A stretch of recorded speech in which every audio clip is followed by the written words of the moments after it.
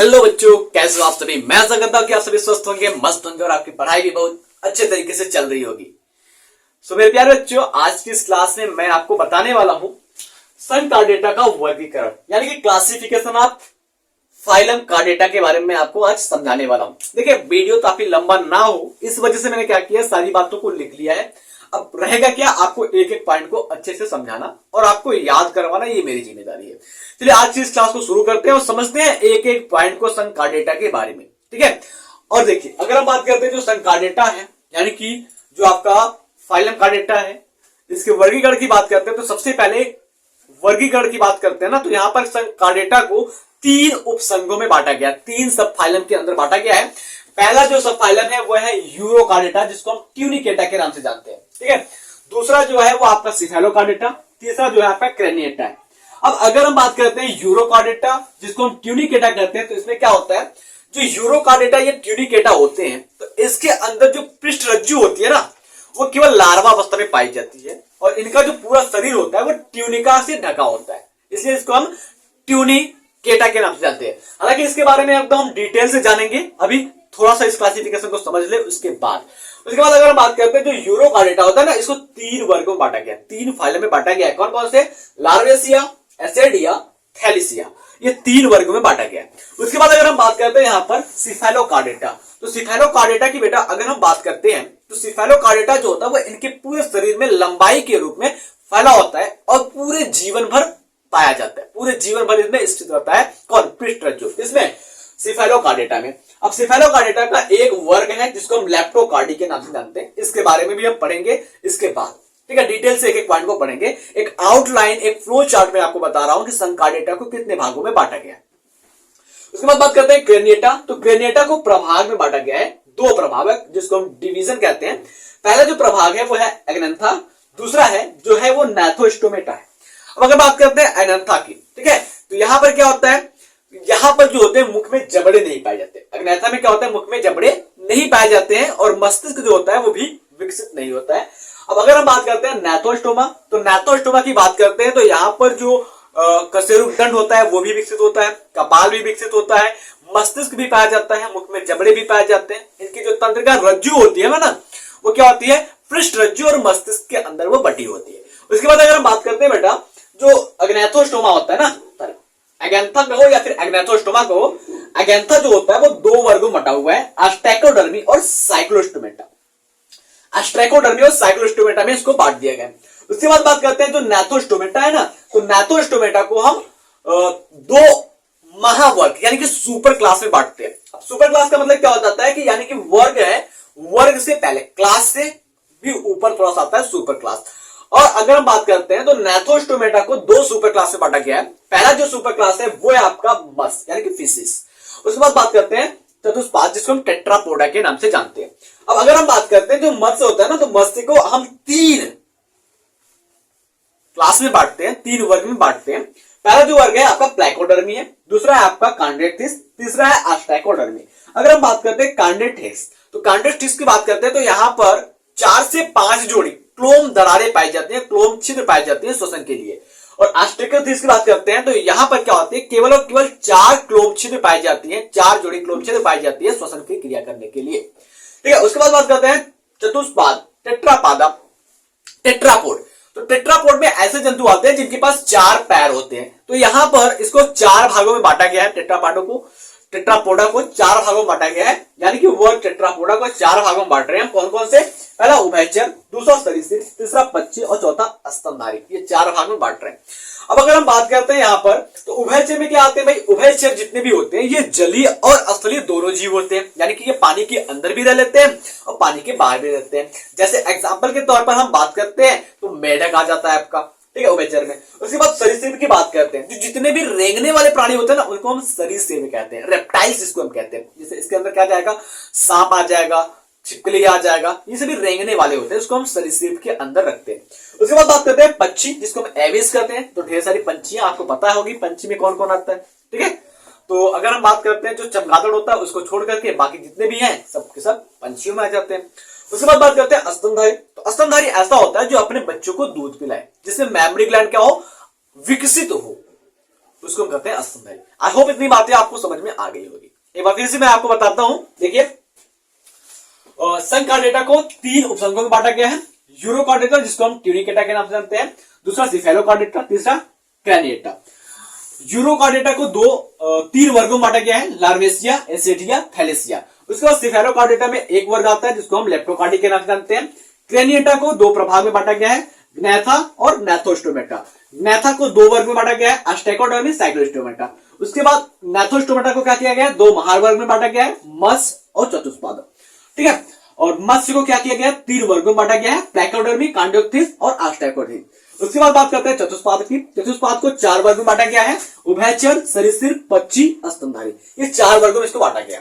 तो मैं कहूंगा कि आप फटाक से इसको नोट कर लीजिए, हालांकि मैं आपको नोट्स पीडीएफ के रूप में डिस्क्रिप्शन बॉक्स में दूंगा। ठीक है, उसके बाद अगर हम बात करते हैं तो हम इसके बाद क्या पढ़ेंगे, हम पढ़ेंगे यूरोकार्डेटा जिसको हम ट्यूनिकेटा कहते हैं, कि इसमें क्या क्या होते हैं, इसके जनरल कैरेक्टर्स के बारे में हम जानेंगे और यहाँ पर कुछ अच्छे अच्छे एग्जांपल्स को भी हम जानेंगे, इसके अंदर कौन कौन से आते हैं। ठीक है, चलिए फटाक से आप इसको नोट कीजिए।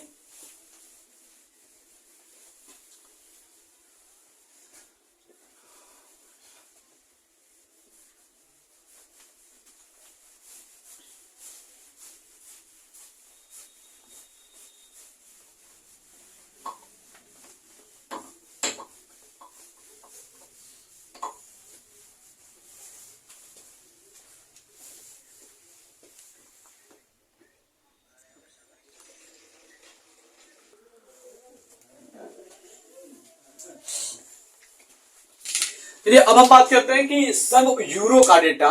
ठीक है, जो उपसंघ यूरोकार्डेटा है जिसको हम ट्यूनिकेटा के नाम से जानते हैं, यानी कि इंग्लिश में हम कहे इसी बातों को सब फाइलम यूरोकार्डेटा एंड ट्यूनिकेटा।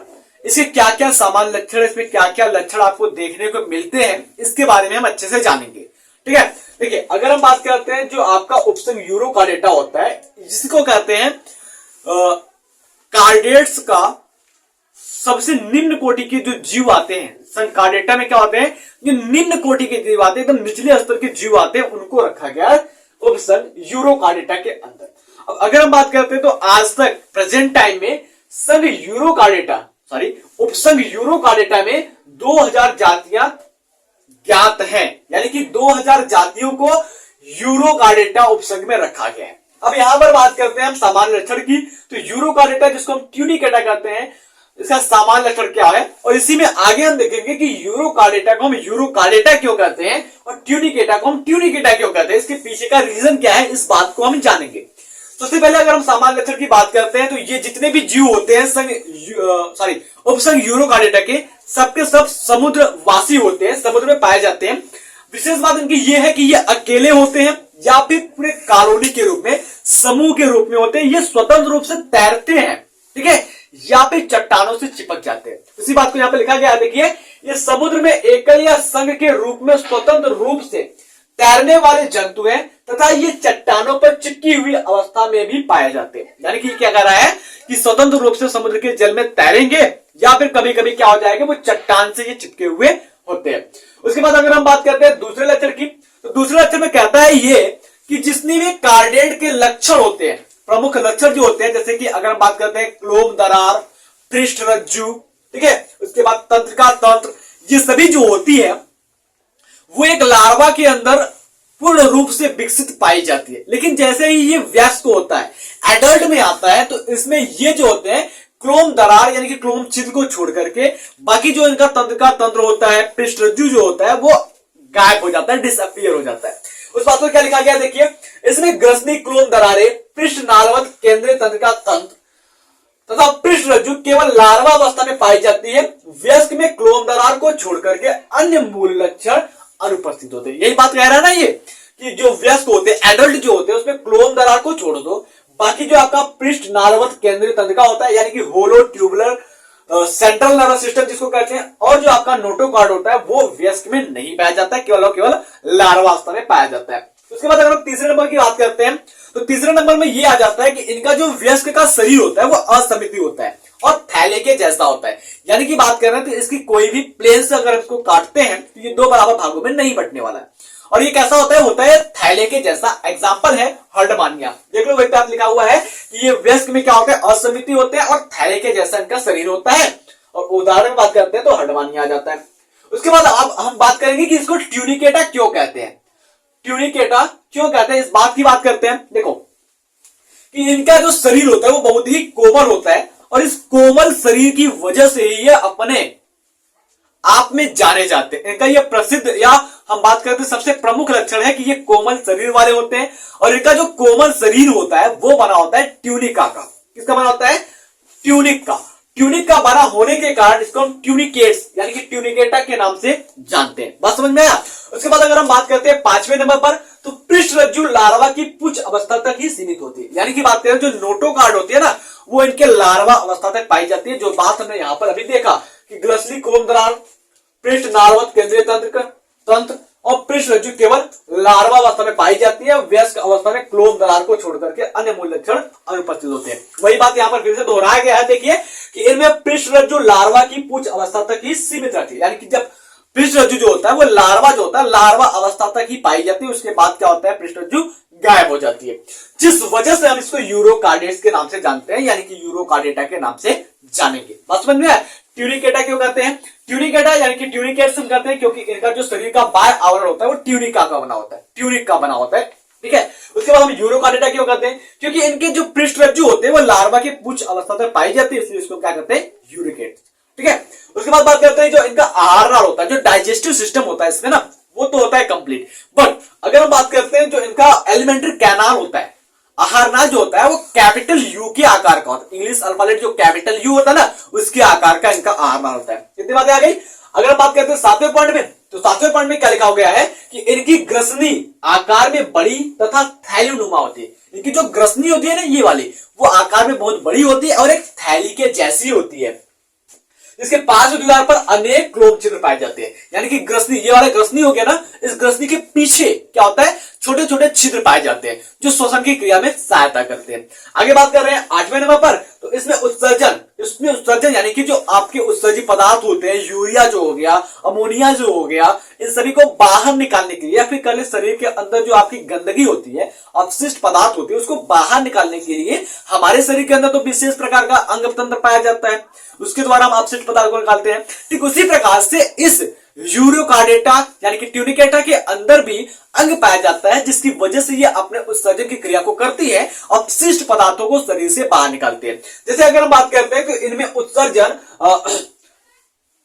सुप्रान्यूरल ग्लैंड के द्वारा होता है, यानी कि सुप्रान्यूरल ग्रंथि के द्वारा होता है। उसके बाद बात करते हैं तो पाइलोरिक ग्रंथि के द्वारा होता है और नेफोसाइट के द्वारा होता है। ये 3 अंग हैं जिनके द्वारा ये उत्सर्जन की क्रिया को दर्शाते हैं। उसके बाद अगर हम बात करते हैं तो इसमें विशिष्ट प्रकार के संवेदी अंग अनुपस्थित होते हैं, यानी कि बात करते हैं वातावरण में होने वाले परिवर्तन को पहचानने वाला जो विशेष अंग होता है इसमें नहीं पाया जाता है। उसके बाद 10वें नंबर पर अगर हम बात करते हैं तो ये उभयलिंगी होते हैं, अर्थात यानी कि नर और मादा जो होता है वो दोनों एक ही शरीर में पाया जाता है। दूसरी बात अगर हम इसमें बात करते हैं तो इसमें जो जनन की क्रिया होती है वो या तो लैंगिक हो सकती है या तो अलैंगिक, यानी कि दोनों प्रकार का इसमें जनन उपस्थित होता है, चाहे लैंगिक कर ले चाहे अलैंगिक कर ले। उसके बाद अगर हम बात करते हैं यहाँ पर जो निषेचन की क्रिया होती है तो वो शरीर के बाहर होती है। जस्ट इस प्रकार से इसको क्या कहेंगे कि इसमें निषेचन की क्रिया क्या होती है? बाहर होती है। उसके बाद अगर हम बात करते हैं अगले नंबर की बात करते हैं तो इसमें प्रतिगामी कायांतरण पाया जाता है। अब प्रतिगामी कायांतरण का मतलब क्या होता है भाई? प्रतिगामी कायांतरण, इसका मतलब देखो, कायांतरण एक शब्द आया, कायांतरण का मतलब होता है काया पलट, यानी कि बात कर रहे हैं रूप का बदल जाना, ये कायांतरण कहलाता है। तो प्रतिगामी कायांतरण क्या कहलाता है? बचपन में जैसा हो रहता है वो जवानी में ठीक उसका विपरीत हो जाता है, इसको कहते हैं प्रतिगामी कायांतरण। यहाँ पर लिखा गया है कि इसमें प्रतिगामी कायांतरण पाया जाता है जिससे पूर्ण विकसित लार्वा क्या होता है? कम विकसित वयस्क में परिवर्तित हो जाता है। ठीक है, इसका मतलब क्या होता है? यहाँ पर देखो क्या लिखा गया है, ग्रसनी क्लोम दरार, पृष्ठ नार्वत केंद्रीय तंत्रिका तंत्र तथा पृष्ठ रज्जु केवल क्या पाया जाता है? लार्वा अवस्था में पाया जाता है। अब आप अंदाजा लगा सकते हैं कि जो लार्वा अवस्था है वो विकसित है, क्योंकि इसमें ग्रसनी क्लोम दरार भी पाया जा रहा है, पृष्ठ नार्वत केंद्रिका तंत्र भी पाया जा रहा है, पृष्ठ रज्जु भी पाया जा रहा है। लेकिन जैसे ही ये वयस्क में आता है तो वयस्क में क्लोम दरार को छोड़ करके अन्य मूल लक्षण क्या हो जाते हैं? अनुपस्थित होती है। बात समझ में आई? क्लोम दरार को छोड़ दो, केवल एक को छोड़ दो, बाकी सबके सब गायब हो जाते हैं। तो वही बात यहां भी कह रहा है कि इसमें प्रतिगामी कायांतरण होता है जिसमें पूर्ण विकसित लार्वा यानी कि ग्रसनी क्लोम दरार पाई जाएगी, पृष्ठ नार्वत के अंदर गणतंत्र पाई जाएगी, पृष्ठ रज्जु जाया जाएगा, ये सभी पाया जाएगा, ये पूर्ण विकसित लार्वा हो जाएगा। उसके बाद क्या करते हैं, कम विकसित वयस्क में परिवर्तित हो जाता है। प्लस 2 है। अब अगर हम बात करते हैं इसके उदाहरण की, तो उदाहरण में आपका हर्डवानी आ जाता है, डिओलम आ जाता है और साइफा, ये उदाहरण है। तो मैं ऐसा करता हूं कि जो आपको यूरोकार्योटा है यानी कि ट्यूनिकेटा है वो आपको अच्छे से समझ में आ गया होगा। मिलते हैं आपसे अगले क्लास में, तब तक के लिए जय हिंद, जय भारत।